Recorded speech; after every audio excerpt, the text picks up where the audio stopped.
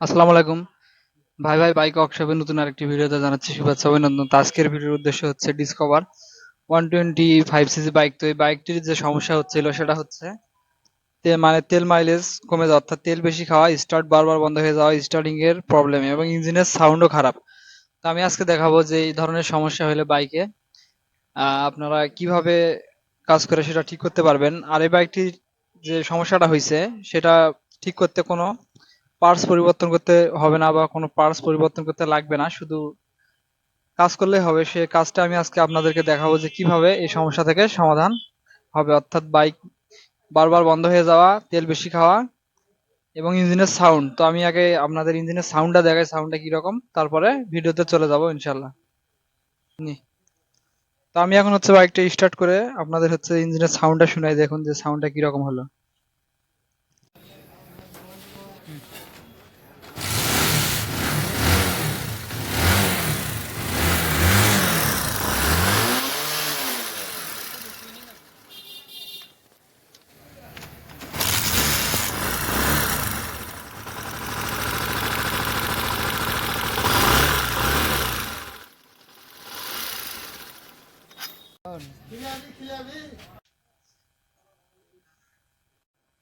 তো আমরা এখন বাইকটা সিট খুলে নিয়েছি, এদিকে ফুয়েল ট্যাঙ্কি খুলে নিব, নেওয়ার পরে বাইকের টেবিট কভারটা খুলে দেখবো যে টেবিটে কোনো সমস্যা হয়েছে কিনা। তো এই বাইকটা কিন্তু যে সাউন্ডটা আসতেছে সেটা কিন্তু টেবিট থেকে আসতেছে, অর্থাৎ টেবিটে যে আপনার ইনটেক ভালভ এবং এক্সজস্ট ভালভ সেগুলো অ্যাকুরেট নাই, সেজন্য কিন্তু সাউন্ডটা আসতেছে। তো আমরা এখন টেবিট কভারটা খুলে দেখবো যে আসলে টেবিটে কোনো সমস্যা আছে কিনা।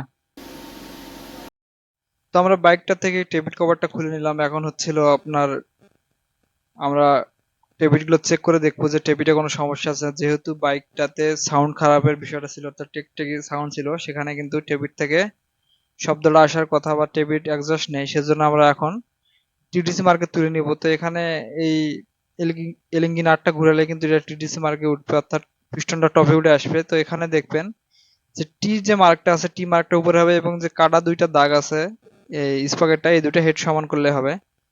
তো এখন হচ্ছিল আমরা টেবিট গুলা চেক করে দেখবো। তো এখানে কিন্তু দেখা যাচ্ছে ইনটেক যে ভালভটা সেটা কিন্তু অনেকটা লুজ এবং এক্সজস্ট যে ভালভটা আছে সেটাও অনেকটা লুজ।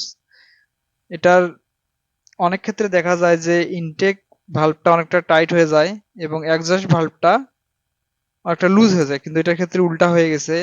এক্সজস্ট ভালভটি আপনার অতিরিক্ত লুজ এবং ইনটেকটা অতিরিক্ত লুজ। তো এখন হচ্ছিল আমরা এটা টেবিট ক্লিয়ারেন্সটা করে দিব, সেজন্য আমাদের ফিলার গাজের সাহায্যে এক্সজস্ট ভালভটা দিব 0.08 mm এবং ইনটেক ভালভ দিব 0.06 mm মাপে।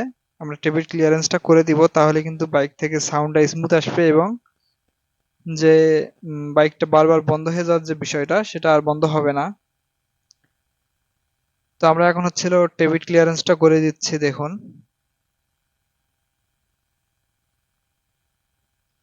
তো ফিলার গাছ দিয়ে টেবিট ক্লিয়ারেন্স করতে গেলে অবশ্যই ফিলার গাছ সেম সেম ভাবে করতে হবে, যেন ফিলার গাছ টেবিট এবং ভাল্বের মাঝখান দিয়ে, অর্থাৎ যে ভাল্ব এবং যে টেবিটের যে নাটটা আছে সেই নাটের মাঝখান দিয়ে ইজি ইজি যাতায়াত করে। অতিরিক্ত টাইট করলে কিন্তু হবে না, মাপ অনুযায়ী হবে না। সেজন্য ফিলার গাছ যেন সহজে যাতায়াত করে সেভাবে আমাদেরকে টেবিট ক্লিয়ারেন্সটা করে দিতে হবে। তো আমরা টেবিট ক্লিয়ারেন্স করে দিচ্ছি। তো বাইকের যে বারবার স্টার্ট বন্ধ হয়ে যাওয়ার বিষয়টা থাকে সেটা কিন্তু এই টেবিট থেকেই হয়। টেবিট যদি ইনটেক ভালভের টেবিট ক্লিয়ারেন্স ঠিক না থাকে, জ্যাম হয়ে থাকে, সেক্ষেত্রে কিন্তু স্টার্ট বারবার বন্ধ হয়ে যাবে, তেল বেশি খাবে। আর যদি এক্সস্ট ভালভ অতিরিক্ত টাইট হয়ে যায় সেক্ষেত্রে বাইকের কম্প্রেসার কমে যাবে এবং বাইকের স্পিড ঠিক মতো উঠবে না, ইঞ্জিন ওভারহিট হবে, এ ধরনের সমস্যা হবে। এবং কার্বোরেটর যখন আমরা টুনিং করব তখন তেলটা সঠিকভাবে এক্সস্ট হবে না, অর্থাৎ কার্বোরেটর টুনিং সঠিকভাবে হবে না যদি টেবিট ক্লিয়ারেন্স ঠিক না থাকে। তো আমরা টেবিট ক্লিয়ারেন্স গুলো ঠিক করে দিচ্ছি, আপনারা দেখতে থাকুন। তো দেখুন এভাবে টেবিট ক্লিয়ারেন্স করে দিতে হবে যেন ইজি ইজি ফিলার গাছ এটাতে যাতায়াত করে, অতিরিক্ত যেন টাইট না হয়ে যায়। তো আমরা ইনটেক এবং এক্সজস্ট দুটা টেবিট ক্লিয়ারেন্স করে দিলাম। তো আমাদের টেবিট ক্লিয়ারেন্সের কাজ এদিকে শেষ। এখন হচ্ছিল আমরা বাইকটাতে টেবিট কভারটা লাগাই দিব এবং টাইমিং সেন্টার দেখলাম, টাইমিং সেন্ট কিন্তু ঠিক আছে। এখানে সাউন্ডের যে বিষয়টা ছিল সেটা হচ্ছিল টেবিট থেকে আসছিল। এখন আমরা বাইকটার এয়ার ফিল্টারটা চেক করে দেখবো এবং কার্বোরেটর টুইনিং করে দিব, তাহলে কিন্তু বাইকটার যে সমস্যাগুলো ছিল সেগুলা চলে যাবে, আর কোনো সমস্যা হবে না। তো এখন হচ্ছে আমরা এয়ার ফিল্টারটা খুলে দেখতেছি এয়ার ফিল্টারের কোনো সমস্যা আছে কিনা। এয়ার ফিল্টার যদি জাম লেগে থাকে সেক্ষেত্রে বাইক ভারী ভারী চলবে, তেল বেশি খাবে এবং স্টার্ট বন্ধ হয়ে যাওয়ার সম্ভাবনা থাকে, অর্থাৎ বাইকটি আপনি যখন টুনিং এ বা রেসে রাখবেন তখন রেসে থাকবে না। দেখতে পাচ্ছেন এখন এয়ার ফিল্টারটা খোলা হচ্ছে।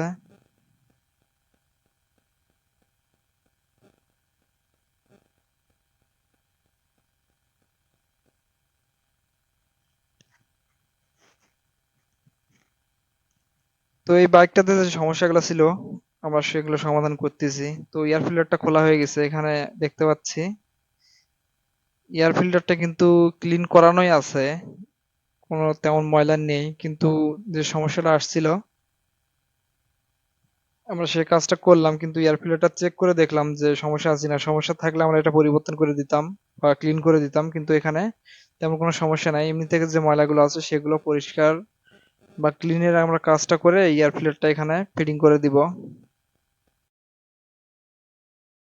তো এখানে যে ময়লাগুলো বা ধুলা ময়লাগুলো দেখাচ্ছে এগুলো সুন্দর করে ক্লিন করানো হয়ে গেলে আমরা এয়ার ফিল্টারটি যেরকম ছিল ওরকম ফিটিং করে দিব। এটাতে কিছু করা লাগলো না, এটা যেহেতু ক্লিন করানোই আছে আমরা শুধু ওই রকমই এয়ার ফিল্টারটা ফিটিং করে দিব।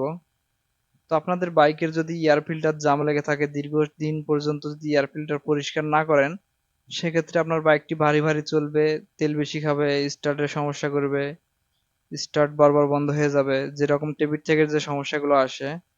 আপনার বাইক স্টার্ট বারবার বন্ধ হয়ে যাওয়া, আপনার হচ্ছিল তেল বেশি খাওয়া এবং স্পার্ক প্লাগ যে কালো হওয়ার বিষয়টা, এটা কিন্তু টেবিট এবং এয়ার ফিল্টার আর হচ্ছিল কার্বোরেটর যদি টুনিং বা হচ্ছে আমরা কার্বোরেটর যে তেল এক্সস্ট বলে থাকি এটা যদি সঠিকভাবে না হয় তাহলে এই সমস্যাটা আসবে, অর্থাৎ স্পার্ক প্লাগ কালো হয়ে থাকবে, এ ধরনের সমস্যা আসে।